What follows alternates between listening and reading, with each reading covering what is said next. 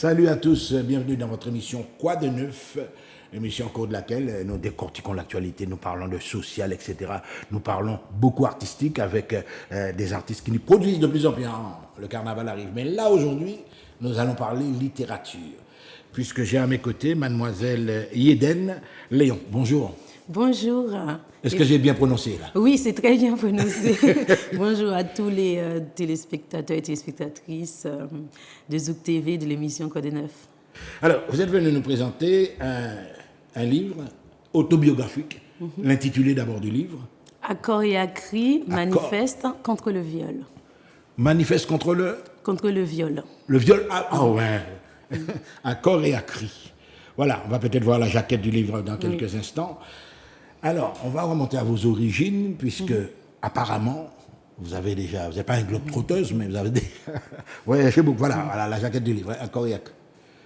Alors, vous m'avez précisé que vous êtes d'origine africaine. Haïtienne. Haïtienne, oui. Je suis née en Haïti, j'ai laissé Haïti à l'âge de 13 ans pour la Martinique, où j'ai fait mes études au collège et au lycée Schœlcher. J'étais au collège Zilon 2, après j'étais au lycée Schœlcher jusqu'en seconde. Après, j'ai été poursuivre mes études en France, mon baccalauréat et mes études supérieures en France métropolitaine. Alors, de votre première enfance, on va dire ça comme ça, votre première enfance en Haïti, est-ce que vous gardez un bon souvenir? Là, on parle à cœur ouvert. Oui, à cœur ouvert. Parce que vous avez vu la situation actuelle en Haïti. Là, oui, la situation est catastrophique en Haïti actuellement. Mais en toute sincérité, mon enfance en Haïti a été entre Léogane et Port-au-Prince, la capitale, où j'ai vécu petite enfance à Léogane et puis 3 années d'études à Port-au-Prince quand même, en début de classe primaire. Ensuite, je suis revenue dans ma ville natale à Léogane pour poursuivre des études primaires jusqu'à mon départ pour la Martinique en 2000. On sait que les Haïtiens sont très, très, très amoureux de leur pays d'origine. Est-ce que c'est le cas pour vous? Est-ce que vous aimez votre pays? C'est le cas pour moi. J'aime beaucoup Haïti. Quand je parle de mon pays, c'est toujours avec nostalgie parce qu'on a une grande histoire, artistiquement parlant. L'histoire d'Haïti aussi. On a Première République noire, n'oubliez pas. Avoir pris notre indépendance en 1804 avec cette bataille avec nos héros de l'indépendance au Saint-Louverture, la bataille de Vertières. En fait, on a notre patrimoine historique est tellement vaste et tellement belle que c'est toujours un plaisir pour moi de représenter Haïti. J'y vais tous les 2 ans. Maintenant, il y a l'insécurité, j'y vais pas, mais j'y vais tous les 2 ans pour faire de l'humanitaire à travers une association. Ouais. Alors évidemment, en Haïti, lorsqu'on parle d'Haïti en Martinique, on retient le compas, on retient les vibes, les harmoniques, etc. Mais Haïti, c'est pas ça seulement. Haïti, il y a une élite intellectuelle. Mais ce qui me tracasse des fois, c'est que souvent, l'élite intellectuelle, elle voyage beaucoup, mais elle ne se fixe pas au pays. Vous attribuez ça à quoi? Le problème qui se passe avec l'élite intellectuelle, c'est qu'on a d'un côté l'élite intellectuelle qui reste, c'est souvent les écrivains qui reviennent souvent, les peintres comme Franck Etienne, qui reviennent souvent et qui restent, notamment Dany Laferrière en a parlé beaucoup dans son livre L'énigme du retour, où il dit le dictateur m'a mis hors de mon pays, pour y retourner, je suis passé par la fenêtre d'un roman. C'est pour dire... Pas depuis l'époque de François Duvalier. Oui, depuis l'époque où il a été déporté parce qu'il militait beaucoup. Ouais. C'est pour dire à quel point l'élite veut souvent rester, mais l'élite est contrainte parce qu'ils disent des vérités qui dérangent. Qui dérangent, évidemment, ouais. Mais concernant justement cette élite, vous avez parlé des artistes, des écrivains, mais l'élite musicale d'Haïti, il faut dire qu'elle a beaucoup voyagé quand même dans les Antilles parce qu'on retrouve pratiquement beaucoup d'Haïtiens dans tous les orchestres de Martinique. Oui, effectivement, l'élite musicale voyage beaucoup parce que il faut savoir que la musique nous États-Unis, au Canada, beaucoup. Et c'est bien que l'art nous représente parce qu'il y a tellement de souffrances en Haïti, il y a tellement de problèmes en Haïti, sociaux, économiques, etc., que la musique aussi, le peuple haïtien aime vivre. On a la joie de vivre. Ah oui, donc, carnaval Haïti, c'est démentiel, le chant de masse. Donc le chant de masse, le carnaval, c'est un peuple qui a une résilience et une joie de vivre extraordinaire. C'est pour ça que quand on parle du peuple haïtien, j'aime bien dire qu'il y a beaucoup de problèmes en Haïti, faute de connaissances, faute d'éducation, parce que l'éducation est payante, etc. Mais ce sont des problèmes qui ne dépendent pas de la population, mais de la politique et d'autres problèmes socio-culturels qui nous mettent dans cet engrenage finalement qui est compliqué. Bon, on va parler de pays, on va parler de toi, mais non, là, j'aurais bien aimé que tu l'avoues. Il y a un gros problème de corruption en Haïti, ça il faut le dire. Oui, il y a un gros. Le président Jovenel Moïse a été assassiné, donc on ne va pas trop faire de politique, mais c'est pour dire à quel point c'est très compliqué. Très compliqué. Voilà, alors vous vous considérez comme une militante culturelle? Oui, je me considère comme une humaniste parce que je suis présidente d'une association et mon livre a un porté un peu humanitaire parce que je donne de la voix à des femmes qui n'ont pas de voix à travers mon livre, des femmes qui sont victimes de violences et de viols, d'agressions et tout autre. Donc le livre que tu nous présentes là, il a déjà obtenu un prix? Non, on n'a pas encore obtenu de prix, mais on est à plus de 500 exemplaires vendus, alors que le livre, il y a à peine 6 mois, 7 mois que je commence à parler du livre sur les réseaux. Le livre est vendu sur Amazon. Ouais. Enfin, un petit coup de pub de temps en temps, ça fait pas de mal. 2012, vous décidez de rendre visite à votre famille aux USA, vous avez 25 ans. Et alors là, le drame, vous êtes violé par un homme qui est armé, un récidiviste, guère plus âgé qu'elle, autrement dit un jeune homme comme vous, etc. Donc, forcément, ça a marqué votre vie, votre destin même. Ouais. Comment vous avez vécu ça au départ? Au départ, je me suis sentie comme si j'étais dans un film, comme si c'était pas réel, parce que, comme je vous ai dit tout à l'heure, j'ai fait des études plutôt littéraires en langue étrangère, donc mon anglais, bien que j'avais mon accent haïtien mélangé, mais je pouvais me débrouiller en anglais. Donc, j'essayais de communiquer avec lui pour lui dire que je suis une jeune mère, j'ai un bébé de 4 mois, ne fais pas ça. C'est ce que j'essayais de lui dire parce que je venais d'accoucher. Je suis juste allée aux États-Unis présenter mon enfant, ma famille, à ma famille maternelle à New Jersey. Donc, quand j'ai commencé à parler un anglais un peu fragile, il a senti mon accent, il m'a dit sa grand-mère est haïtienne. Il m'a dit que j'ai senti au fond de mon être que peut-être qu'il ne va pas me tuer, mais il était armé d'un couteau. Attends, on va faire une petite... Un black, un blanc, un black. Je sais que ça commence à vous toucher. Non, mais allez-y. Non, il faut qu'on... Donc, en fait, j'avais 25 ans. C'était mon premier bébé. Je vivais en métropole. Et puis, ma mère m'a dit, bon, tu connais pas bien la famille côté maternel. Ils veulent bien te voir. C'est le frère de ma mère. J'ai dit, d'accord, je vais faire le voyage en Thanksgiving, en novembre, fin novembre. Puis, je vais les voir. Puis, arrivé là-bas... tout se passe bien. Et puis, entre le 2 et le 3 décembre, je visite un peu le quartier. Et puis, j'ai été violée le 6 décembre. 3-4 jours après avoir visité le quartier un peu avec ma famille, voir les centres commerciaux, etc. Je ne sais pas s'il m'a suivi la veille ou quoi que ce soit, mais le 6 au matin, je suis partie acheter du lait pour mon bébé, une carte téléphonique. À l'époque, c'était le prépayé. Et la voiture s'est arrêtée devant moi, couteau et tout. C'était un kidnapping, clairement. Il était seul? Il était seul. Il m'a dit de monter dans la voiture. Il m'a fait comprendre qu'il avait une arme. Je n'ai pas vu l'arme. Et je suis montée dans la voiture et il est parti avec moi me violer quelque part. Ouais, qu'est-ce que je voulais dire? Avant, vous ne connaissiez pas cet individu du tout? Non, c'est la première fois que je venais aux États-Unis. Comme c'est un récidiviste, après, je l'ai appris bien plus tard qu'il avait déjà violé avant. C'est un drogué aussi, donc... quand il m'a croisé... Oui, mais ça ne justifie pas. Hein, oui, ça ne justifie pas, bien sûr. Mais quand il m'a croisé, au premier abord, j'ai cru que c'était quelqu'un qui me demandait la direction. Quand une voiture s'arrête, oui, mademoiselle, en anglais, hein, bien sûr. Quel endroit, c'est où, etc. C'est à New Jersey. Quartier résidentiel, pavillonnaire, etc. Chacun quartier chez soi. Bien, c'est pas... Oui, c'est mon oncle. Pas dans Brooklyn, là. Non, mon oncle lui-même a un pavillon, donc je sortais juste de chez lui pour aller acheter 10h30 du matin. Hein. Et le gars vous a suivi comme ça? Oui. C'est comme s'il m'attendait. Donc, quand il m'a agressé, après l'agression, bien sûr, la police est arrivée. Parce que quand il m'a agressé, il m'a laissé là, il a pris sa voiture, il est parti. C'était 4x4 et tout, belle voiture. Ah bon? Il m'a agressé, il est parti avec un couteau. Au début, je lui ai dit s'il veut de l'argent. Il m'a dit qu'il n'a pas d'argent. Donc, je me suis dit, OK, peut-être que c'est un voleur, un drogueur qui veut de l'argent pour aller fumer ou autre. Donc, il n'a jamais touché mon sac, il n'a jamais essayé de fouiller pour prendre de l'argent. Je lui ai dit, bon, j'ai un crédit card, on peut aller retirer de l'argent pour essayer de faire en sorte qu'il me sorte de ce coin reculé, pour essayer d'alerter. Parce que mon téléphone était dans le sac était par terre, il m'a poussé, comme j'ai eu une césarienne, donc il m'a violenté par terre. J'ai dit, j'ai eu une césarienne, j'ai eu un enfant de 4 mois, ne faites pas ça. J'ai essayé de dialoguer. Quand j'ai vu dans son regard qu'il n'y avait pas de dialogue possible, parce que j'ai senti que c'est un prédateur, un violeur. Du coup, tout le temps, le couteau est resté là. C'était pas un long couteau, mais c'était un couteau là, tout le long. Et quand je lui parlais, il m'a dit I don't want to hurt you, donc je ne veux pas te blesser, alors qu'il y a un couteau là, alors qu'il m'agresse, il me pousse par terre. Voilà, je vois un élément sur ce qu'on me donne en biographie, jusqu'à son retour en France, surtout sa quête de reconnaissance en tant que victime, tant par les autorités américaines que par les autorités françaises. Autrement dit, quand vous racontez ça, par exemple, vous êtes allé porter plainte, certainement, aux États-Unis. Oui, il est en prison, il a eu 12 ans de prison. Dans 2 ans, il sort, c'est qu'on ne m'a jamais indemnisé. C'est-à-dire qu'il y a un dossier d'indemnisation. C'est un préjudice, ça. C'est un préjudice. Ouais.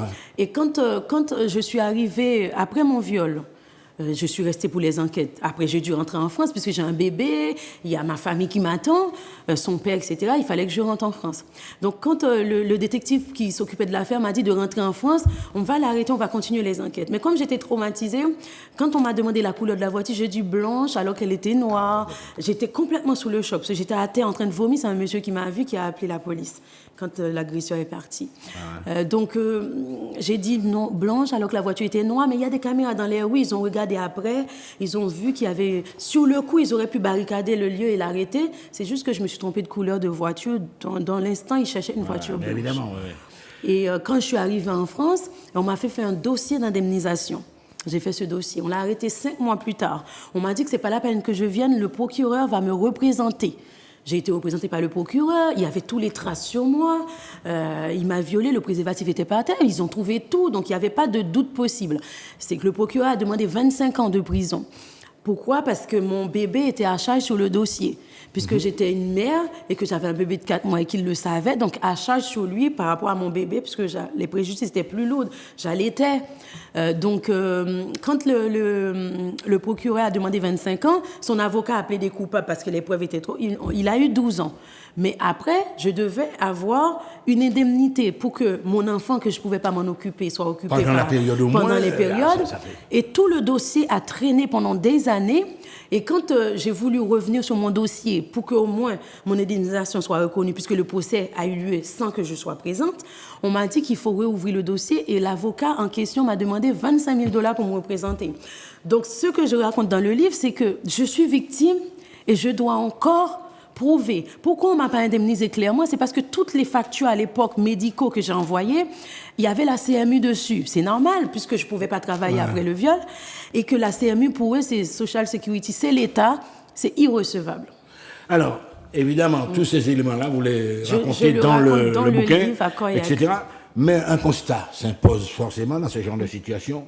Est-ce que, on va parler d'abord des États-Unis, est-ce que la justice est la même pour les Black? Non, aux États-Unis, la justice n'est pas pareille. Il y a un gros problème. J'ai fait des enquêtes, j'ai vu qu'il y a beaucoup de Français et Françaises qui ont été agressés aux États-Unis, qui n'ont jamais été indemnisés, que je ne suis pas la seule. Quand par exemple, une voiture t'écrase aux États-Unis, tu vas à l'hôpital, c'est toi qui payes. Donc, tous les charges médicaux, ton assurance l'envoie, il te rembourse. Sauf que moi, à l'époque, mes charges médicaux passent par la CMU. C'est normal, puisque je ne travaille pas. Je travaillais avant, mais je ne pouvais pas continuer à travailler avec les charges psychologiques qui pesaient sur moi. J'allais à l'hôpital, donc la CMU m'a donné une ouverture. Donc, j'estime que la France n'a pas à payer les frais médicaux d'un viol qui a eu lieu aux États-Unis, parce que les États-Unis, ils ont un frais pour ça. Mais bien sûr. Il y a des organismes qui existent, qui ont des millions de dollars tous les ans qu'ils reçoivent pour indemniser les victimes étrangères, les victimes qui ne parlent pas la langue et les victimes illégaux dans le pays. Quelqu'un qui est illégal dans un pays qui a été violé, doit avoir les papiers, avoir les papiers, le temps de régler ses problèmes, etc. Moi, quand on m'a proposé de rester aux États-Unis dans un premier temps pour avoir la nationalité américaine, pourquoi j'ai dit non? Parce que mon violent n'est pas encore arrêté, il est dans la nature, je suis traumatisée, je ne peux pas vivre, accepter de prendre une nationalité alors que je suis naturalisée française, accepter de prendre une nationalité pour rester aux États-Unis, régler les enquêtes et que j'ai un bébé de 4 mois qui n'a rien demandé, qui a besoin de son père. Donc, j'ai préféré choisir l'option de retourner en France, sachant qu'on m'a dit que quand on va l'arrêter, on va me demander de revenir aux États-Unis. Sauf que quand on l'a arrêté, on m'a dit que ce n'est pas la peine de revenir, il a plaidé coupable. Oui. Alors évidemment, le chronomètre tourne. Donc là, vraiment, et vous savez que c'est un problème actuellement qui est très courant, même en Martinique. Féminicide, dernièrement, il y a un meurtre au Gros Monde, vous avez entendu parler de ça? Oui, j'entends. C'est très, très, très courant. C'est un problème de société. Actuellement. C'est un gros problème de société. Bien évidemment, vous vous battez à travers l'expression que vous dégagez dans votre premier roman, on sent que vous êtes en souffrance toujours, c'est pas fini. Oui, en fait, c'est-à-dire qu'avant, je ne pouvais pas en parler sans pleurer. Le livre est sorti début 2022. Juste avant 2022, je ne pouvais pas parler publiquement de mon histoire sans pleurer, sauf que quand j'ai écrit le livre et que j'ai fait les ventes signatures, des jeunes femmes sont venues me voir pour me dire « Merci d'avoir écrit ce livre. J'ai été violée il y a 6 ans, il y a 7 ans. Voilà ce qui s'est passé. J'arrive toujours pas à m'habiller en couleur. Je m'habille qu'en noir. » Les femmes trouve de la force à travers mon livre. J'ai dit, il faut que moi, je sois plus forte. Ah bon, effectivement, je vous ai vu habillé en noir, bon, à la limite même. Enfin, j'ai des chaussures rouges, oui, mais avant, je m'habille en marron, en noir, c'est-à-dire qu'une femme violée a peur d'attirer les regards d'autres hommes, parce que quand elle sort dans la rue, elle a l'impression qu'on peut la revioler. Tout le temps, vous avez l'impression d'être épié, d'être traqué. Maintenant, je n'ai pas l'impression d'être épié tout le temps, mais je ne supporte pas qu'on marche derrière moi. Si je marche dans la rue, on va dire, le soleil commence à se coucher et que j'ai l'impression qu'il y a quelqu'un, si c'est un homme qui marche derrière moi, parce que l'agresseur m'a agressé par surprise par le dos avec son couteau. Donc, je vais toujours ralentir pour avoir une visibilité devant moi et je ne supporte pas qu'on soit derrière moi. Ça, ce sont des séquelles qui restent. Hein, oui, mais le traumatisme est là toujours là. Oui, le traumatisme est toujours là. Mais ce que je revendique dans mon livre, c'est que la justice française aussi m'a laissé tomber parce qu'il y a l'ambassade de France qui s'occupait de moi à Manhattan, qui me donnait toutes les informations pour ce dossier-là.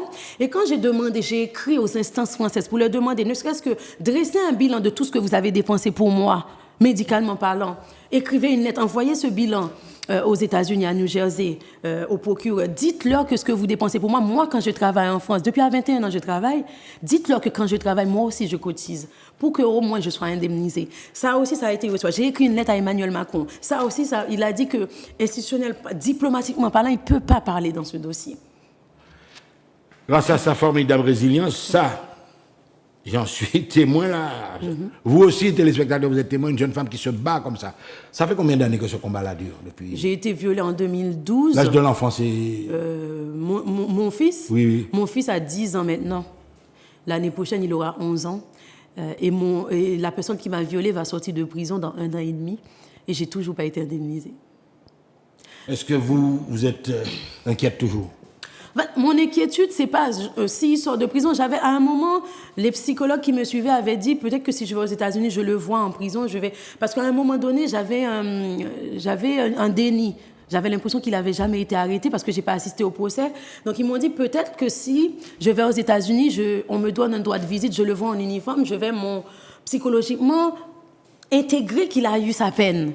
C'est comme si sur les documents, ils ont mis le violeur, l'État de New Jersey face à X. C'était pas Yeden Léon, alors que c'est moi qui ai été violée. J'étais pas là au procès. J'ai pas assisté aux choses. J'ai pas vu la justice se faire. C'est ce que j'ai dit dans le livre. Une femme qui a été violée, elle a besoin de voir la justice se faire. Et quand elle sait la justice a été faite, on lui envoie un papier, mais sur ce simple papier, soit notifié, c'est notifié l'État de New Jersey contre X. Mon nom n'apparaît pas. Même si c'est mon affaire, mais c'est la justice américaine qui a fait le procès qui me concerne derrière mon dos et après qui ne m'ont pas indemnisé. Donc, vous voyez, là, vous êtes en train de parler, effectivement, il y a plusieurs problèmes qui se croisent. Il y a le délit en lui-même, etc. En Martinique, je vous ai dit, souvent. Et dans ce genre de problème, on a souvent une impression d'injustice. Oui. Il y a l'acte en lui-même.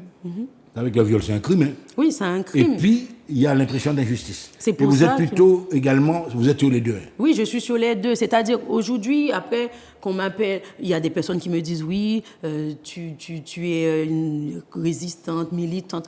Peu importe, je suis présidente d'une association, j'ai l'habitude de défendre plein d'autres causes. Quand je vais en Haïti, je vois des jeunes filles qui se font agresser à 16 ans parce qu'elles n'ont pas les moyens de se nourrir. L'autre, il peut lui donner à manger, il l'agresse. Il y a plein de choses que j'ai vues de mes yeux, même pendant mon enfance en Haïti. Quand je parle dans le livre de mon enfance en Haïti, dans la rue de Léogane, etc., Cité Soleil, par exemple. Je parle de tout ça. Oui, ce sont des endroits complètement... où les femmes en Haïti qui sont violées ont peur d'aller porter plainte. Maintenant, là, par exemple, c'est zone de non-droit. Tout le pays, pratiquement... Oui. Et les femmes ont peur d'aller porter plainte parce que ton mari t'a violé, mais c'est ton mari. C'est normal, quoi. C'est normal. Il y a une normalisation, une banalisation de la violence faite aux femmes qu'il faut dénoncer parce que tant qu'il y aura des victimes, il faut des voix pour dire stop. C'est pas en un instant on va éradiquer les choses, mais tant qu'il y aura des victimes, il faut des voix. Parce qu'il y a des jeunes filles qui viennent me voir lors des ventes signatures, qui me disent, Madame Yeden, vous faites ce que nous, on n'a pas la force de faire, parce qu'on n'a même pas la force de dire à notre copain qui a 7 ans qu'on a été violé, il ne comprend pas pourquoi on est comme ça. Ouais. Alors que vous écrivez un livre et votre livre me donne le courage de continuer. Parce qu'une femme victime, c'est une femme qui porte une cicatrice à vie. Je dis dans le livre, quand on viole une femme, on tue sa vie. Vous avez l'impression carrément de souillure, quoi. Oui, on a l'impression d'être sale. On a l'impression qu'on ne pourra jamais faire confiance à un homme dans sa vie. Et quand un homme nous parle par gentillesse et tout, attention, tous les hommes ne sont pas des agresseurs, mais quand un homme vient nous voir, même avec les meilleures intentions du monde, on se barricade. Parce qu'on se dit, oui, est-ce que cette personne-là va pas aussi un jour me faire du mal? Parce qu'une femme traumatisée on peut pas donner ce qu'on n'a pas. Ouais. Alors, il y avait appelé Yeden, oui. Yeden, on arrive là dans la dernière ligne droite de l'émission. On va remettre effectivement la couverture du bouquin à l'écran. Et là, tu vas parler au public. Tu vas regarder les gens dans le blanc des yeux. Tu vas leur raconter, enfin, on va résumer tout ce que tu viens de me dire. Et le bouquin est déjà en Martinique, évidemment. J'ai ramené une trentaine d'exemplaires. Parle au public. Tu auras peut-être une séance de signature bientôt. Oui. Donc, ce que j'aimerais dire à toutes les personnes qui me regardent, qu'ils soient victimes ou pas, qui aient des proches victimes ou pas, je vous demande d'avoir ce livre, de lire ce livre. Il est disponible sur Amazon.com. Pour ceux qui sont dans le côté anglophone, c'est disponible aussi sur Amazon.fr. Il suffit d'écrire Yeden Léon, comme vous le voyez là, le livre apparaîtra. Vous pouvez l'acheter aussi pour le lire sur Kindle, sur ordinateur, sur tablette. C'est important, puisque à chaque fois que vous achetez un exemplaire de mon livre, vous m'aidez dans mon combat. À chaque fois que je vends un livre, je reverse 1 ou 2 euros à mon association aussi, pour aider les femmes victimes en Haïti. À chaque fois que vous achetez mon livre aussi, vous m'aidez à aller de l'avant dans ce combat pour dire stop aux violences faites aux femmes. Voilà. Donc, un numéro de téléphone où on peut te joindre. Tu restes ici combien de temps à peu près? Je reste ici jusqu'au 2 mars. Ouais. Donc, mon numéro de téléphone, c'est le 07 oui. 82 02 34 32. 34 32. 07 82 02 34 32. Et l'adresse email, s'il y a des personnes qui souhaitent acheter mon livre ou revendre mon livre sur un kiosque, dans une bibliothèque ou autre, yedenleon@gmail.com. Voilà, mesdames et messieurs, on a vécu un grand moment de sincérité, mais de souffrance également. Oui, c'est ça, notre nouvelle société. À très bientôt sur Zouk TV.